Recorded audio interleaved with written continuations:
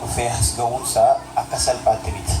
Sanaan dura otoo waan tokko hin dubbatini jaallan qabsoo bilisummaa Oromoof seenaa uummata Oromoof ani Oromoodha jechuudhaaf aarsaa lubbuu isaanii baasan ammas baasaa jiran sekendii lamaan tokkoof akka waliin yaadannu kabajaan isin gaafadha.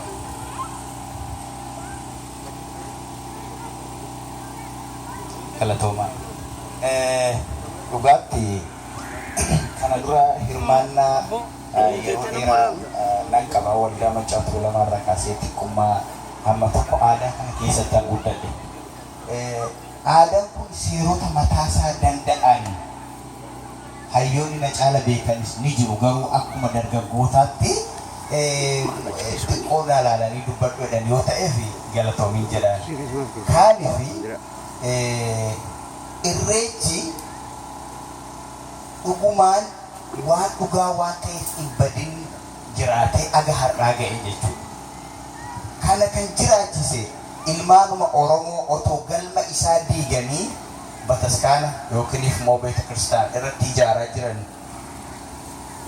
garuu bakki dhugaan sun waan hin banneef jiraatte. Kana kan jiraachises ilmaanuma Oromooti. Olmaan Oromoo kanas kan uume waaqa tokkicha, waaqa uumati, nuti uumama. Seerota hin jijjiiramne kan namni itti dabaluu hin dandeenye kan Waaqayyo uume Oromoon ni kabaja. Isallee laaleeti yaa waaqa kana uumte jedha. Isaan keessaa amma tokko amma nan beeku isin beektu yaada. Guyyaani seera Waaqayyo uume namni itti dabaluu hin danda'u, irraa hir'isuus hin danda'u. Halkanis kan Waaqayyo uume namni irraa hir'isuus itti dabaluus hin danda'u. Bishaan otoo sooressi kan bitate yookiin qabeenya sooressaa ta'e hiyyeessi dhume lafarra. Garuu uumaa Waaqayyo kan namni uumuu hin dandeenye kan Waaqayyo uumee lubbu qabeeyyi hundi ittiin jiraatan bishaan yookiin malkaa bonaa ganna hin gogne kan Oromoon dhaqee yaa waaqa kana uumte jedhee itti dhugeeffatu. Waaqa isa uume san bishaan miti. Oromoon bishaan tokkoon kuma ibsa galee hin beeku. Yaa waaqa kana uumte humna keenya ol kan taate yaa waaqa tokkicha. Waaqa uumaa waaqa uumamaa gurraacha garaa garbaalee immoo garaa tanila yaa sa'aatii samii uumte jedheetti kan waaqa kadhatu jechuudha. Kanaaf egaa irreechi yeroo dhufnu kanatti wayaan nuti uffannu wayaa aadaa jedhama. Wayaa aadaa Oromooti. Yeroo maalitti uffatamaa? Akkamitti uffatamaan kan maalitti garuu hiika isaa hin beeknu. Anis mataa kootti barachuun barbaada. Koree warra kana qopheessan guyyaa irreechaa kana kuni aadaa eessati? Gujiidha. Inni kun eessa kana? Yeroo kam uffatama? Aadaadhuma san ta'uu beekna malee yeroo kam maaliif akka uffatamu hin beeknu. Kanas beekuu qabna. Walis barsiisuu qabna, walirraa barachuu qabna.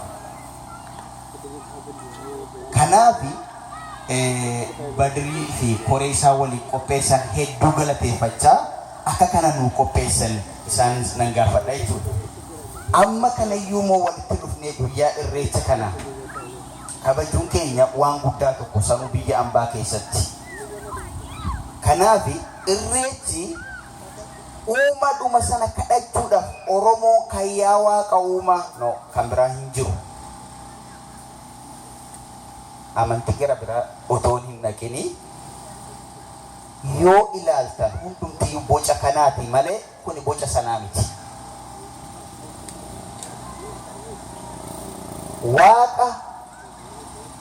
Waaqa lafa uumteedha.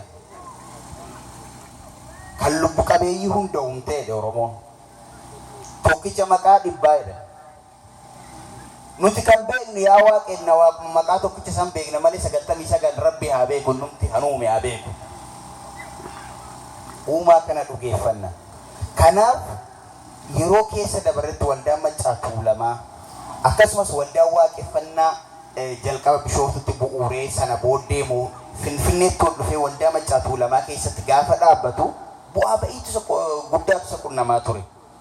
Obbosisaa sooromsaa amma gara Kaalgaarii jiranii jaarolii dhaanamanii obbo Baqqalee Garbaa namoota dhaanamanii dirreetti kufan aadaadhuma kanaaf afaan kun hin badu seenaan kun hin badu jedhanii akka sanitti nu jabeessan dhaadannoo qabannee yaani gaafa sana wayaa gaddaa uffannee waa'ee Finfinnee irratti Finfinnee magaalaa guddittii Oromiyaa miti Adaamattaa jijjiiramtu warra jedhe waan kana kan qindeessu waldaa Maccaa fi Tuulamaa fi waldaa waaqeffannaatu gamtaadhaan qopheesse.